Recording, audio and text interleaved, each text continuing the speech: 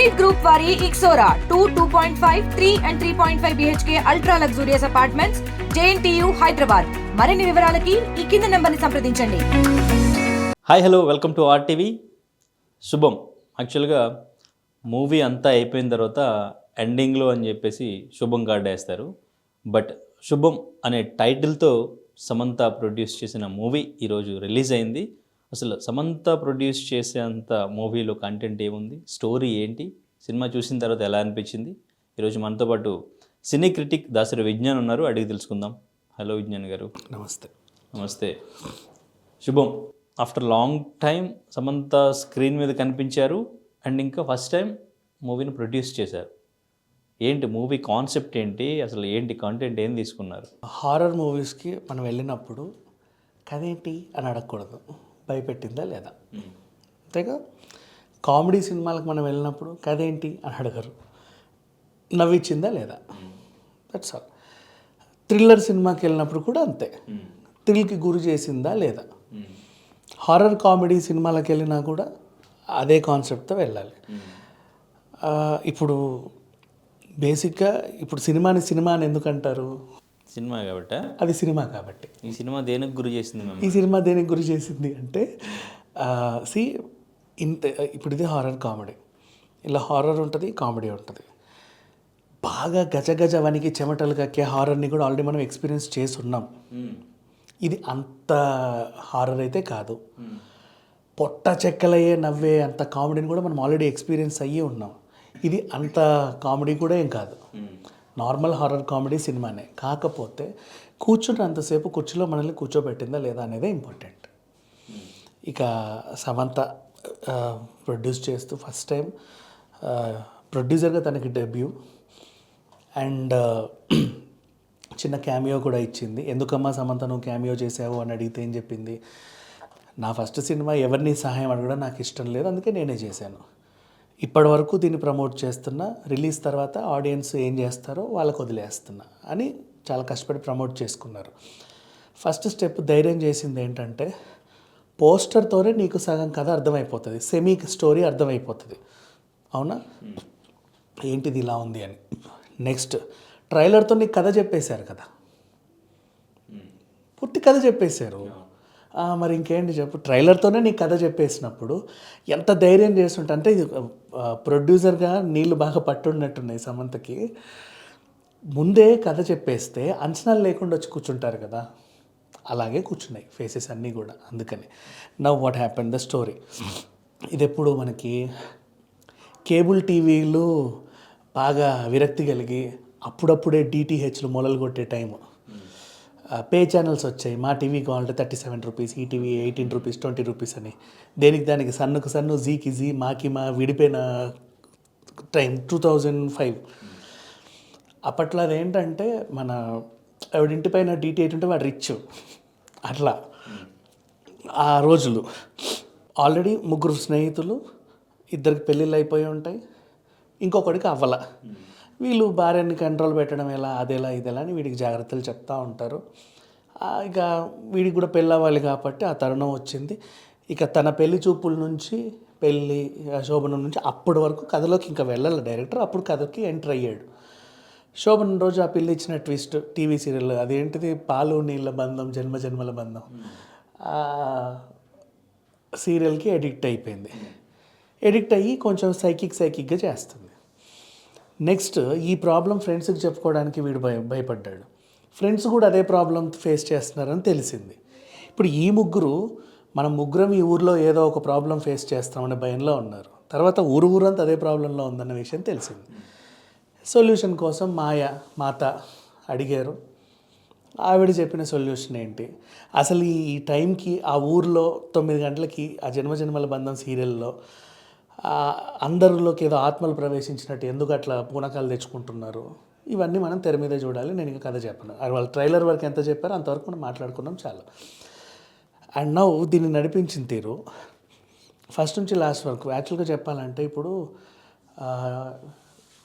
స్త్రీల అణిచివేత గురించో లేకపోతే పురుషాహంకారం కోసము అండ్ వీటి తక్కువ మీరు ఎక్కువ, ఆ సమానత్వం లేకపోవడం, ఇలాంటివన్నీ చెప్పాలి అంటే జనాలకి అప్పట్లో ఆడదే ఆధారం, ఓ భార్య కదా, ఓ స్త్రీ కదా అని పెద్ద పెద్దవి వచ్చేవి, బరువైన టైటిల్స్ వచ్చేవి, అమ్మ రాజీనామా లాంటివి. హాయిగా ఇద్దరు కలిసి కూర్చొని కూడా నవ్వుతూ కూడా మాట్లాడుకుంటూ ఆ సమస్యని ఒక మెసేజ్ ఓరియంటెడ్గా కథలో చెప్పడం కూడా గ్రేట్ యాక్చువల్గా చెప్పాలి అంటే. అది తను ఎంచుకున్న జోనర్ హారర్ కామెడీ, అదొక డిఫరెంట్ జోనర్.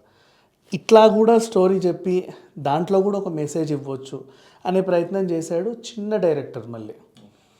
అండ్ ఇప్పుడు ఫర్ ఇంకొకటి చెప్పాలి దీని ద్వారా, ఎట్లా సమయం వచ్చింది కాబట్టి, నీకు ఛత్రపతి సినిమా ఐడియా ఉంటే ఆల్రెడీ నువ్వు చంద్రముఖి చూసావు, అపరిచితుడు చూసావు కాబట్టి అందులో ఆ కామెడీ నీకు అర్థమైంది వేణుమాధవ్ది. దీంట్లో ఏంటంటే సినిమా బండి చూసిన వాళ్ళకి సెకండ్ హాఫ్లో కొన్ని సీన్స్ అర్థమవుతాయి, అది చూసి ఉండాలి. ఈ డైరెక్టర్ దాన్ని వాడుకున్నాడు కానీ అదేం పెద్ద ఇప్పుడు పుష్ప 2 బాహుబలిగా అందరూ చూసిన సినిమా అయితే కాదు కదా. సో అదొకటి ఉంది, తన ముందు సినిమాని కూడా తను యూస్ చేసుకున్నాడు. ఇకపోతే సమంత చెప్పినటువంటి ఒక డైలాగు షర్మిల గారిని ఇమిటేట్ చేస్తూ అది ఉంది, అది కూడా బాగా నవ్వులు పోయించింది. థియేటర్ అంతా ఓ ఈ అని నవ్వారు. ఏంటి మా సమస్య, మా ఊరు సమస్య అని అక్కడ ప్రజెంట్ చేసినప్పుడు సమస్య అని ఎందుకు అంటారంటే అది సమస్య కాబట్టి అని చెప్పే తీరు కూడా నిజంగా బాగుంది. అంటే కరెంట్ ట్రెండింగ్లో ఉన్నటువంటి మేమ్స్ని అందరూ వాడుకుంటారు. ఇప్పుడు మన విశ్వక్సేన్ కోయి వాడినట్టు, వాల్తేరు వీరయ్యలో నే లొంగి గడత చూడు వాడినట్టు, నిన్న శ్రీ విష్ణు ఇప్పుడు రిలీజ్ అయిన హ్యాష్ట్యాగ్ సింగిల్లో శివయ్య అని వాడినట్టు అందరూ వాడుతుంటారు, వీళ్ళు ఇలా వాడారు అంతే. ఇది ఓవరాల్గా స్టోరీ. అండ్ నౌ ఎవరు ఎలా చేశారు అన్నీ కూడా ఒకటి అర అప్పుడప్పుడు అడపతడప చూసిన మొహాలే కానీ కొత్తవే, ఇంచుమించు కొత్తవే అంతేగా. ఇప్పుడు ఆ పిల్లోడన్నా కొన్ని పేటిఎం యాడ్స్లోనూ మన కల్కిలోనూ చూసిన అబ్బాయి కాబట్టి కొంచెం దగ్గరగా తెలుసు. ఒకటి అర సినిమాలు చేసిన వాళ్ళంతా. ఆ పిల్ల నాకు డౌట్, మన గ్యాంగ్ లీడర్ చిన్నపిల్ల కదా, హీరోయిన్ అయింది అంతే కదా, నాకు తెలియలా. సో అందరూ కూడా చూడు, తేజ అప్పట్లో కొత్త వాళ్ళని పరిచయం చేసి సినిమాలు హిట్ కొడితే వాళ్ళందరూ ఇప్పుడు పెద్ద పెద్ద స్టార్స్ అయి ఉన్నారు. ధనరాజ్, వేణు వీళ్ళంతా ఎప్పుడు. ఈ సినిమా నుంచి కూడా సమంత పరిచయం చేసిన ఈ గ్యాంగ్ మొత్తం నెక్స్ట్ చూడు పెద్ద పెద్ద సినిమాలలో మంచి మంచి క్యారెక్టర్ ఆర్టిస్టులు అవుతారు తర్వాత. అంటే అంతమందిని పరిచయం చేసింది, అదొక బిగ్గెస్ట్ అసెట్. అండ్ ఫస్ట్ ప్రొడ్యూసర్గా సక్సెస్ అయ్యింది. డైరెక్టర్ గురించి మాట్లాడుకుంటే అఫ్కోర్స్ తన ఫస్ట్ సినిమాని ఇందులో చిన్నగా క్యామియో లాగా వాడుకున్నప్పటికీ కూడా ఫస్ట్ సినిమా విషయం కూడా అంతే కదా, అందరూ కొత్త వాళ్ళే, ఒక చిన్న ఎమోషన్ పండించి సినిమా బండిని అలా నడిపాడు. ఇప్పటికీ అది చాలామందికి, ఇప్పుడు రవితేజ నేనింతే కన్నా కూడా ఈ సినిమా బండి బాగా అటాచ్ అయింది. అట్లా దీన్ని నడిపించిన తీరు కూడా చాలా బాగుంది, ఒక మంచి డైరెక్టర్. అండ్ ఇంకొకటి సెకండ్ హాఫ్ కొంచెం లెంతీ అయిందని చాలామంది అన్నారు, ల్యాగ్ అని. ల్యాగ్ గురించి మాట్లాడుకుంటే ఈ సినిమాకి అది అవసరం, వాడు ఎంచుకుందే టీవీ సీరియల్ కాన్సెప్ట్ కదా, అందుకు ఆ ల్యాగ్ చేశారు అంతే. అంటే సీరియల్ మనం చూస్తున్నట్టే అనిపిస్తుంది అంతే, ఆ ఫీల్ కూడా రావాలి, అప్పుడే నీకు ఆ కాన్సెప్ట్ కనెక్ట్ అవుతావు కాబట్టి ఆ ల్యాగ్, లేకపోతే అది అసలు ల్యాగే కాదు. ఇంకా చెప్పండి, కొంతమంది సీరియల్స్ బేసిక్గా చూడరు, అంత ఇంట్రెస్ట్ ఉండదు. సో థియేటర్లో కూర్చుని మళ్ళీ మనం కూడా సీరియల్ చూస్తున్నట్టు ఆ ల్యాగ్, ఆ కామెడీ కూడా అక్కడ కొంచెం ఆ ఫీల్ని కలిగించాడు. ఇంకోటి చెప్పనా, బేసిక్ ఇలాంటి సినిమాలకి ఏంటంటే ఆ సస్పెన్స్ ఎలిమెంట్ తెలిస్తే ఇక చెప్పబడిపోతుంది కదా, ఇదే కదా అని. అండ్ యాక్చువల్గా ఇప్పుడు రీసెంట్గా కూడా మత్తు వదలరా కూడా ఇదే కాన్సెప్ట్, సీరియల్ మీద ఒక చిన్న కామెడీ bit చేయడానికి ట్రై చేస్తారు. సో అక్కడ కూడా మనం సీరియల్ చూస్తున్నట్టు ఫీల్ రావడానికి అప్పుడప్పుడు సీరియల్ ప్లే అవుతుండే. సో యాస్టీస్ ఇక్కడ కూడా అదే కంటిన్యూ అవుతుంది. అది అంటే అమృతంలో కూడా ఒక 3 ఎపిసోడ్స్ రక్తబంధం అని నడిచింది, సీరియల్స్ని స్పూఫ్ చేశారు. 3 ఎపిసోడ్స్ రన్ అయింది, బాగుంది, అది హిట్. అండ్ ఇక్కడ ఈ సినిమాలో పర్టికులర్గా చెప్పాలంటే పాటలు కూడా బాగున్నాయి. ఆ పాలు నీళ్ళ బంధం, జన్మజన్మల బంధం సాంగ్ అంటే నవ్వుకుంటూ చూసేలాగా సరదాగానే ఉంది, పెద్దగా ఏమి ఇబ్బంది పెట్టలా ఏది కూడా. ఇట్స్ ఓకే, మనకి అది కనెక్ట్ అయ్యడానికి వాళ్ళు చేసినటువంటి చిన్న ప్రయత్నం. అండ్ నెక్స్ట్ ఇట్లా ప్రీ క్లైమాక్స్కి వచ్చి క్లైమాక్స్ ఎండ్ చేసిన తీరైతే బాగానే ఉంది కదా, కొంచెం ల్యాగ్ అంతే. ఆ ల్యాగ్ కూడా సినిమాకి అవసరం. అంటే ఫైనల్గా భార్యల్ని అర్థం చేసుకోలేని భర్తలకి కౌంటర్ ఇస్తూ మెసేజ్ ఇచ్చినట్టు అనుకోవచ్చు ఏమో. చిచ్చి అట్లా ఏం లేదు, ఫైనల్ క్లైమాక్స్ సరదాగా తీసుకెళ్ళాడు, ఒక మెసేజ్ ఇచ్చాడు. ఇది మెసేజ్ అదే కదా, ఇప్పుడంటే మనం భార్యలను అర్థం చేసుకోలేని భర్తలకి ఇచ్చిన మెసేజ్ కదా అది. అంటే ఇప్పుడంటే భార్య బాధితుల సంఘాలు కూడా వచ్చాయి కాబట్టి మనం దీన్ని కొంచెం ఇలా మాట్లాడాం. కానీ అయితే 90sలో అయితే అమ్మో అసలు ఓ ఎండమావులు అంతరంగాలు టైంలో, ఓ కలంకిత టైంలో ఈ సినిమా వచ్చుంటే ఇంకోలాగా ఉండేది. సమంత క్యామియో స్క్రీన్ ప్రెజెన్స్ ఎంత ఎంత టైం ఉంది, ఎలా ఉంది?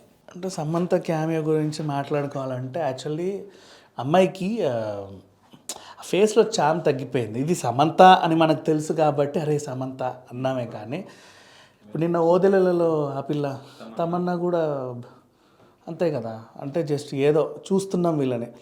యాక్చువల్ చెప్పాలంటే సెకండ్ ఇన్నింగ్స్లో త్రిష వచ్చినంత అందంగా మిగతా వాళ్ళు రాలే, అదేంటో నాకు తెలియదు. పొన్నియిన్ సెల్వన్ నుంచి చూసుకుంటే ఇప్పుడు నిన్న చిరంజీవి విశ్వంబర్కి లుక్ రిలీజ్ అయింది, చాలా బాగుంది అమ్మాయి. ఆ సెకండ్ ఇన్నింగ్స్లో మరి కాజల్ మొహం అంతా ఉబ్బిపోయింది. నయనతార అలాగే ఉంది, లేదా ఆమె ఏమనలేము. కొంతమంది ఇప్పుడు అనుష్క కూడా లావ్ అయింది, సమంత ఇంకా సన్నగయింది. అంటే ఫేస్ బాగా అయిపోయింది. అది అప్రిల్ ప్రాబ్లం కూడా ఉంది కదా, మైసైటిస్. పైగా ఆ చేసుకున్న సర్జరీస్ వల్ల దేనివల్ల వాట్ ఎవర్. బట్ సమంతే 40 ఏళ్ళు దాటాక కూడా మనం అలా లేవు ఇలా లేవు అనడం మన మూర్ఖత్వం. ఓకే, అంటే ప్రొడ్యూసర్గా సక్సెస్ అయినట్టేనా?